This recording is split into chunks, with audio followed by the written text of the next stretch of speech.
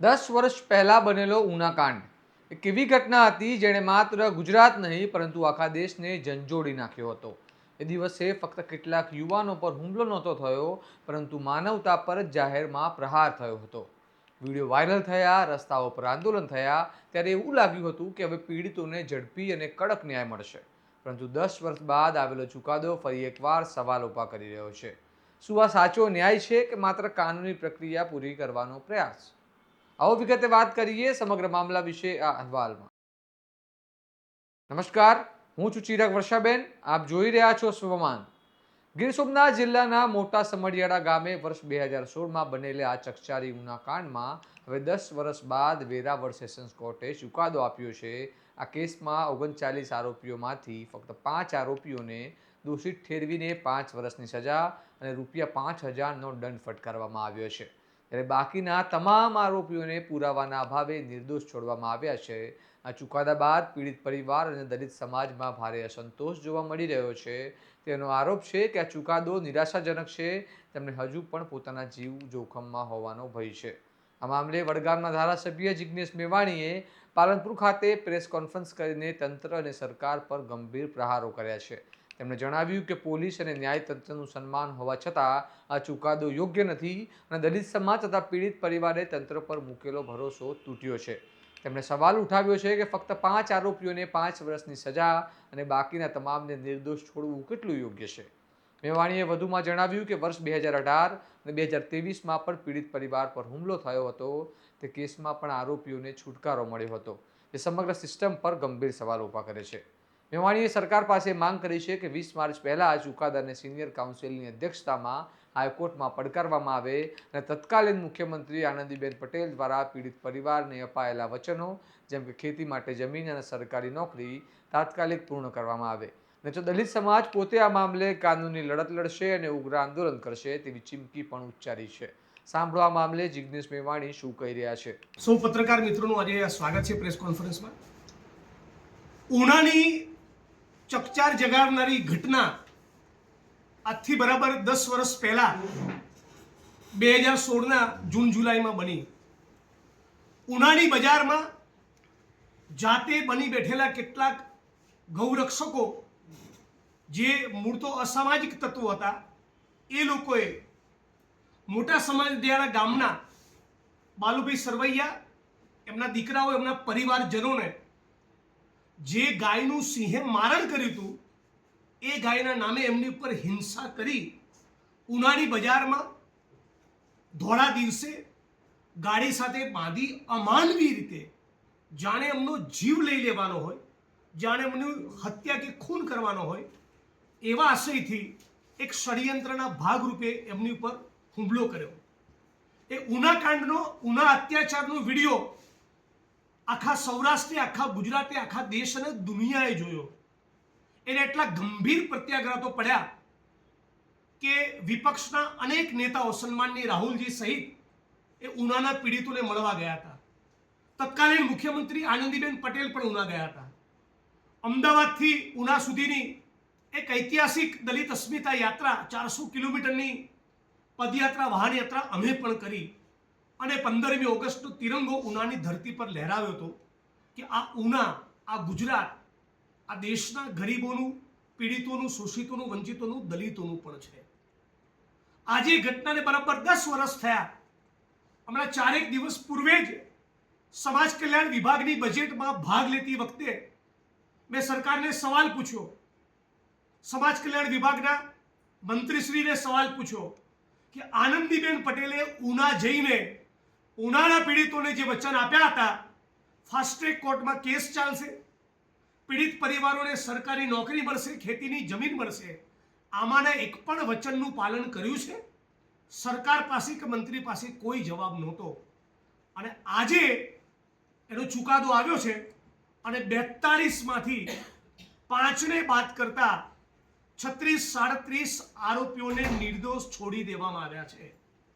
ઉનાના જે પરિવારજનો ઉપર બાલુભાઈ સરવૈયા, વશરામભાઈ, રમેશભાઈ સરવૈયા, એ પરિવાર પર જે હુમલો થયો, જે હુમલાનો ભોગ બન્યા, એ પૈકીના વશરામભાઈ સાથે અમારી હમણાં જ વાત થઈ. એમણે કહ્યું કે ફરી એકવાર અમારા જીવનું જોખમ ઊભું થશે. અમને હવે ઉનામાં રહેવાનું મન ના થાય એવી પરિસ્થિતિનું નિર્માણ થશે. ઓલરેડી ગઈકાલે કેટલાક લોકોએ વિડીયો અને રીલ બનાવી જોયું, અમારું શું ખાડી લીધું એ પ્રમાણેની આડકતરી ચેલેન્જ અમને ઓલરેડી આપી દીધી. આ બાબતે હમણાં જ મેં ગીર સોમનાથના પોલીસવાળા સાથે વાત પણ કરી. આરોપી ઉનાકાંડના આરોપી પૈકીના એક આરોપી ઉપર એવો પણ આરોપ છે કે છેલ્લા 15 દિવસ પૂર્વે ઉનાના જ એક પોલીસ કર્મચારીને પણ માર્યા. મતલબ કે રાજ્યનું પોલીસ અને પ્રશાસન આ પીડિત પરિવારો આત્મસન્માનપૂર્વક જીવન જીવી શકે એટલું સુનિશ્ચિત કરવામાં નિષ્ફળ ગયા છે. લગભગ પ્રત્યેક આરોપીને વશરામભાઈ સરવૈયા, બાલુભાઈ સરવૈયા ભોગ બનનારા પરિવારોએ તમામ આરોપીને બરાબર ઓળખી પાડ્યા હતા અને જડબે સલાખ જુબાની આપી હતી.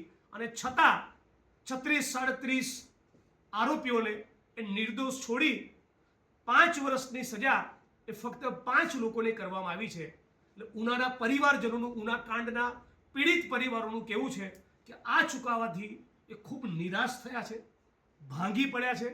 હું પણ આ આંદોલનનો એક હિસ્સો હોવાના નાતે સમગ્ર ગુજરાતની દલિત ચળવળ, આંબેડકરાઇટ ચળવળ વતી કહું છું કે અમને પણ આ ચુકાદાના પગલે ખૂબ નિરાશા સાંપડી છે, બહુ જ દુઃખ થયું છે.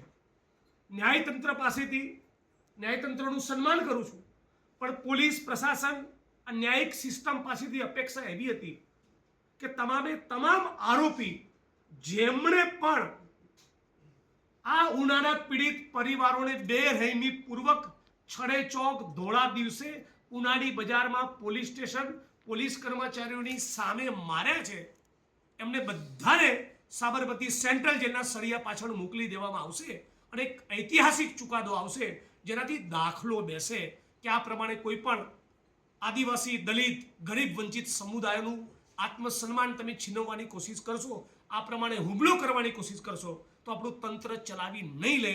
પણ એવો ચુકાદો કોઈ જોવા મળતો નથી. દુઃખ સાથે એ કહેવું પડે છે કે વર્ષ 2018 અને 2023માં જ્યારે પણ આરોપીઓ પૈકીના અમુક બેલ લઈને આવ્યા તે લોકોએ ફરી આ પરિવારજનો પર હુમલો કર્યો. 2016માં મૃત પશુના ચામડું નિકાલનું કામ કરવા બદલ જે પરિવારોને માર્યા હતા એ જ પરિવારના 2 દીકરાઓ પર આરોપીઓએ 2018માં અને 23માં ફરી હુમલો કર્યો અને એમાં એક કેસમાં ફરી આરોપીઓને નિર્દોષ છોડી દેવામાં આવ્યા અને બીજા પ્રકરણમાં ટ્રાયલ પેન્ડિંગ છે. હું રાજ્યની સરકાર સમક્ષ સમગ્ર ગુજરાતના 50 લાખ દલિતો વતી એક ગુજરાતના ન્યાયપ્રિય નાગરિક તરીકે, કોંગ્રેસ પક્ષ તરીકે અને જેણે ઉનાના આંદોલનમાં એક મહત્વની ભૂમિકા ભજવી છે એવા એક આંદોલનકારી તરીકે હું ગુજરાતના માનનીય મુખ્યમંત્રી અને ગુજરાતની સરકારને વિનંતી કરું છું કે જો તમારા ઈરાદામાં ખોટ ન હોય તો તાબડતોબ આ ચુકાદાને સરકાર દ્વારા હાઈકોર્ટમાં ચેલેન્જ કરવામાં આવે. હાઈકોર્ટ સુપ્રીમ કોર્ટના senior most criminal side practice કરનારા એમિનન્ટ સિનિયર કાઉન્સિલને રોકી, પીડિત પરિવારો જેનું નામ આપે એવા સિનિયર કાઉન્સિલને રોકી તાત્કાલિક અસરથી આ ચુકાદાને હાઈકોર્ટમાં પડકારવામાં આવે અને પીડિત પરિવારોના જાનમાલની સુરક્ષા સુનિશ્ચિત કરવામાં આવે અને પીડિત પરિવારોને વર્ષ 2016માં આનંદીબેને જે વચન આપ્યા હતા, ખેતીની જમીન અને સરકારી નોકરી આપીશું, એ વચન પૂરા કરવામાં આવે. હાલની પરિસ્થિતિમાં ભારતીય જનતા પાર્ટીની સંઘ પરિવારની આ સરકારને દલિતો માટે કોઈ જ લાગણી હોય એવા બિલકુલ લક્ષણો જોવા મળતા નથી.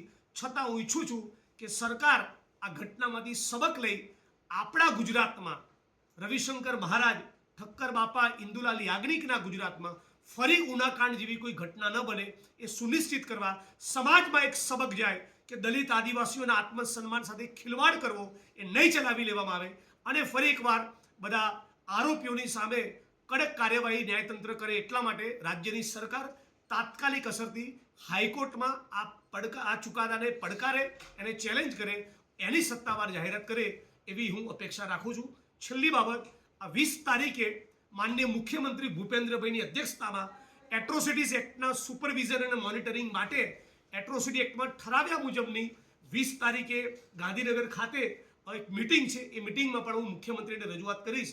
પણ હું ઈચ્છું છું કે એની પૂર્વે સરકાર દ્વારા મુખ્યમંત્રી દ્વારા જાહેરાત કરવામાં આવે કે ઉનાના પીડિતોને ન્યાય મળે એના માટે અમે કટિબદ્ધ છીએ અને નીચલી કોર્ટના ચુકાદાને હાઈકોર્ટમાં ચેલેન્જ કરીશું. સરકાર મદદ નહીં કરે તો આગળની શું રણનીતિ રહેશે? સરકાર મદદ નહીં કરે તો દલિત ચળવળ વતી, કોંગ્રેસ પાર્ટી વતી અમે હાઈકોર્ટ સુધી, સુપ્રીમ કોર્ટ સુધી ગુજરાત અને સુપ્રીમ કોર્ટના બેસ્ટ લોયરને અમારા તરફથી હાયર કરી આ ચુકાદાને અમે પડકારીશું, રોડ ઉપર પણ લડીશું અને કોર્ટમાં, હાઈકોર્ટમાં, સુપ્રીમ કોર્ટના દ્વાર પણ ખટખડાવીશું. પણ આત્મસન્માનની લડાઈમાં કોઈ જ કોમ્પ્રોમાઇઝ કરવાના નથી. કોંગ્રેસ પક્ષ દ્વારા આ નિર્ણયને લઈને કઈ રીતે જોવામાં આવે છે? મેં કોંગ્રેસ પક્ષના કાર્યકારી પ્રમુખ તરીકે કહું છું, બહુ નિરાશાજનક ચુકાદો પીડિત પરિવારને લાગ્યો છે, તો અમને પણ નિરાશાજનક લાગ્યો છે.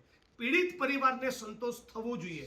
જે લોકોએ માર ખાધી છે, જેમના આત્મસન્માનને ઠેસ પહોંચી છે, એ પીડિત પરિવારો, બાલુભાઈ સરવૈયા, વશરામભાઈ સરવૈયા, રમેશભાઈ સરવૈયા અને એને અન્ય ભાઈઓ, એમને આ ચુકાદાથી બહુ જ આહત થયા છે. ઉનાકાંડ જેવી ઘટનાએ એક સમયે સમગ્ર દેશમાં ન્યાય માટે લહેર ઊભી કરી હતી, પરંતુ આજે 10 વર્ષ બાદ આવેલો ચુકાદો ફરી એકવાર એ પ્રશ્ન ઊભો કરે છે કે શું આપણા દેશમાં ન્યાય સમયસર અને પૂરતો મળે છે? એક એવી ઘટના જે માનવતાને શર્મસાર કરતી હતી, તેમાં જો સજા અને પરિણામ પર જ સવાલ ઊભા થાય તો ન્યાય પ્રણાલીની અસરકારકતા પર ચર્ચા થવી સ્વાભાવિક છે. હવે જોવાનું એ રહેશે કે સરકાર આ મામલે શું નિર્ણય લે છે અને શું આ કેસ હાઈકોર્ટ સુધી પહોંચે છે કે નહીં. આ સમગ્ર મામલે તમારું શું મંતવ્ય છે અમને કમેન્ટમાં જણાવો અને આવા વિશ્લેષણાત્મક અહેવાલો માટે સ્વમાનની ચેનલને લાઇક, શેર અને સબસ્ક્રાઇબ કરવાનું ભૂલતા નહીં. નમસ્કાર.